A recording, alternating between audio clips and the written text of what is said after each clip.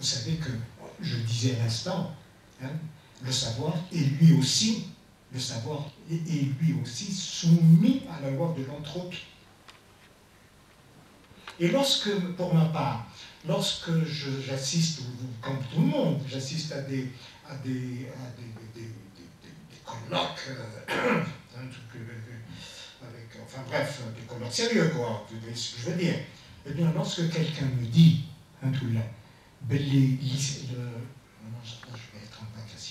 lorsque quelqu'un me dit la science arabe a été vraiment à l'apogée, etc., qu'est-ce qu'il a dit, ce monsieur? Il ne m'a rien dit. Il ne nous a rien appris.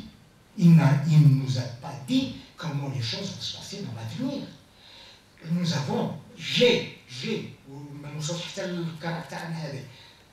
de respect pour Al-Razi, pour Ibn Sina, Al-Farabi, Ibn Rushd, Al-Ghazali, mais tout ça, ce sont des lumières. Mais ne me présentez pas comme je dirais, icône donnant la possibilité d'avancer. Non, on n'avance pas. Mais nous avons le respect. 7 siècles après, on en parle encore. 10 siècles après, on en parle encore. D'accord. Mais qu'est-ce que ça va nous donner aujourd'hui? En quoi, vraiment, des thèses de doctorat sur Ibn Tufayl, sur Ibn Rushd, en quoi? C'est vrai, en quoi? Si ce n'est la méthodologie, si méthodologie il y a. Je ne refuse pas ça. Mais que l'on nous dise que c'est exemplaire, il faut suivre cette allée, moi je ne suis plus. Il y a quelques années,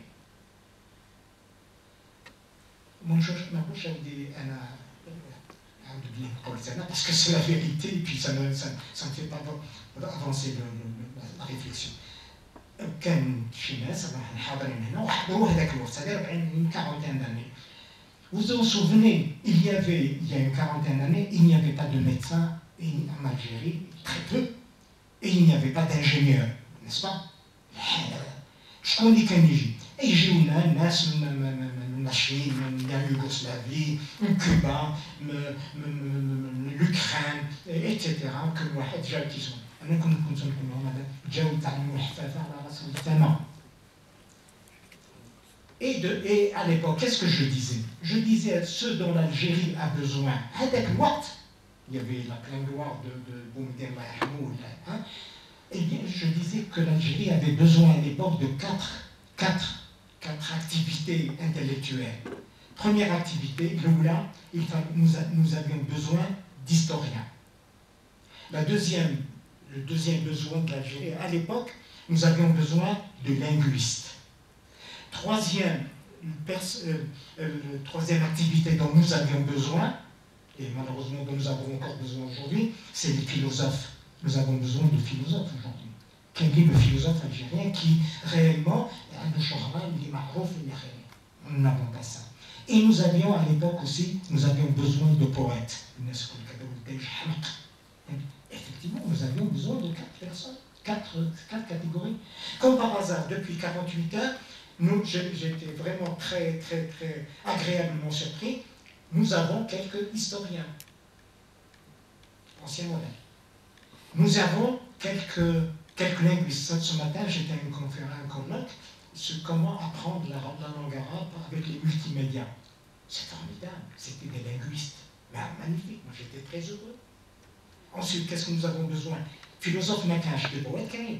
Les poètes Kain, on essaie de les calmer un petit peu, n'est-ce pas? Moufti Zakaria, etc. Il y en a d'autres. Hein? Et bien, on essaie de les calmer. J'étais très content de savoir qu'il y avait de ces gens-là. Mais le drame, c'est que ces élites, malheureusement, ils correspondent à la description que j'ai faite tout à l'heure, à propos des élites. Une chose, c'est à pleurer lorsque j'entends des historiens. Avant-hier, il y avait des historiens qui parlaient. Je vous dis encore une fois, eh bien, pour moi, l'histoire, c'est pas ça. Pour moi, et je discute avec eux. C'est incontestable. Mais le rôle, il doit dépasser l'information qui nous donne l'histoire.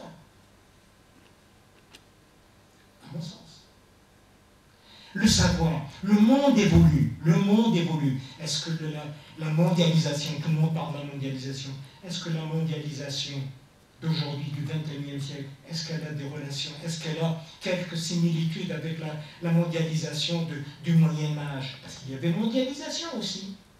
Est-ce qu'elle correspond à la mondialisation du 6e, 7e siècle? Non, il y a ça. Il nous faut donc une véritable révolution intellectuelle qui va nous permettre de trouver les moyens de résoudre, de faire face à cette mondialisation. Il faudrait, or l'intellectuel, c'est lui qui devrait nous donner les outils mentaux pour arriver à maîtriser la mondialisation. Nous ne voyons pas tout cela. Donc le savoir, lorsque le Coran nous dit qu'est-ce que ça veut dire? Ça veut dire lisez en permanence, réfléchissez, lisez, observez, c'est ça la lecture, observez qu'est-ce qui se passe. Il y avait une expression, il y a toujours quelque chose qui se passe, Gabriel Lafayette. Effectivement, le monde est changeant. Vous n'êtes plus les mêmes maintenant que ce que vous avez été il y a 5 minutes.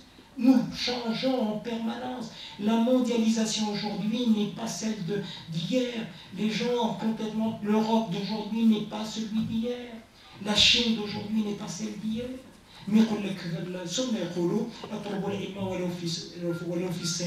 c'est vraiment de richesse extraordinaire. Mais appliquez ça, mon Dieu. Allez-y en Chine et apprenez des choses. Mais que les Chinois restent là-bas, n'est-ce pas? Je crois.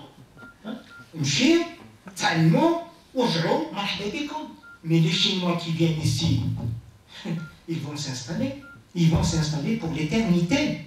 Pour l'éternité. Attention, il y a un condamné dites-vous bien une chose, n'est-ce pas?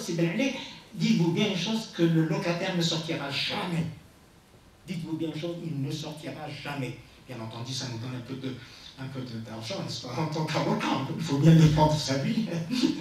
Mais dites-vous bien une chose, que c'est une chose qui est réglée. Par conséquent, il nous appartient. Et l'intellectuel, c'est celui, précisément, qui attire l'attention des gens, des autres, n'est-ce pas? Il attire leur attention, comme quoi, attention, les choses évoluent, les choses ne sont pas toujours les mêmes, les choses sont de plus en plus intriquées et imbriquées, de plus en plus. Le savoir des disciplines saucissonnées est fort clos. Aujourd'hui, on parle de la complexité, nous parlons du savoir intégré,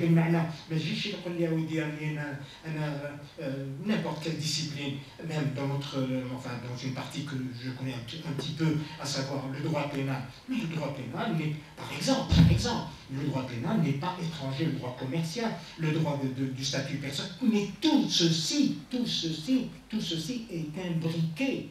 Et par conséquent, il est conseillé, et c'est le rôle de l'intellectuel, de donner des éléments pour que les jeunes apprennent justement à avoir cette vision globale.